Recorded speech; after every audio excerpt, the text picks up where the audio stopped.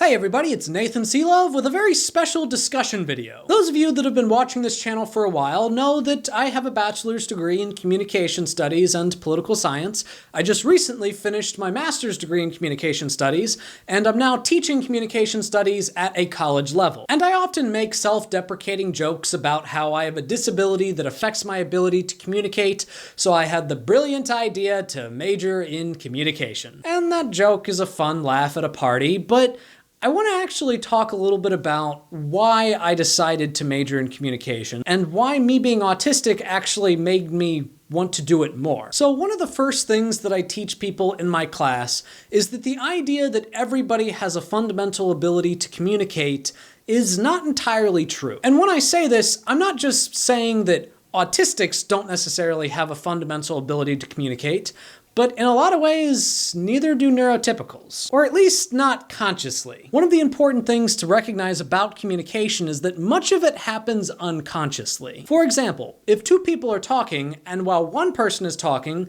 the other is nodding their head to show that they're listening, not all of that is being done consciously. Neurotypicals are a lot more susceptible to social ingrainment, which means that the social rules of society are often picked up by them in a more subconscious way. Now, going back to the example of two people talking and one person nodding along, this interaction can have an advantage for neurotypicals because the person who is nodding along does not have to put as much conscious energy into demonstrating that they are paying attention. But on the other side of this, because the nonverbal communication is being both sent out and decoded on an unconscious level, both parties have less control over it. When it comes to autistics, when we pick up nonverbal communication, we're not picking it up because we recognized it on an unconscious level. We're picking it up because we've studied nonverbal communication to the extent that we understand it on a conscious level. Now, it is much more difficult for autistics to become competent communicators.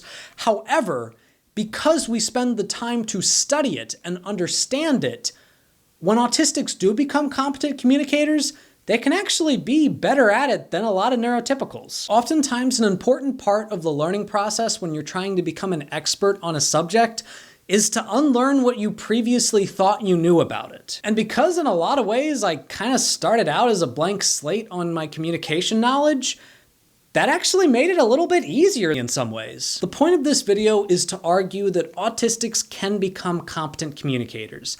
And when I say competent communicators, I don't mean that we can learn how to act like neurotypicals. Competent communication is defined as being able to send out your message in a way that other people are able to comprehend the meaning of, while at the same time being able to comprehend the meaning of the messages that other people send to you. And that can apply to both autistics and neurotypicals. I know that a lot of the stuff in this video have been very academic, but I've been wanting to make this video for a while because I've been wanting to talk about why I'm so fascinated with the idea of human communication. And I also want to fight against some of the stereotypes that say that autistics cannot become competent communicators. Well, that's today's video. Thank you all for watching. If you liked this video, please give it a like, a share, and if you haven't already, subscribe to my channel. Check out some of my other stuff. And if you want to support the channel in other ways, support me on Patreon. And you will see me in the next one.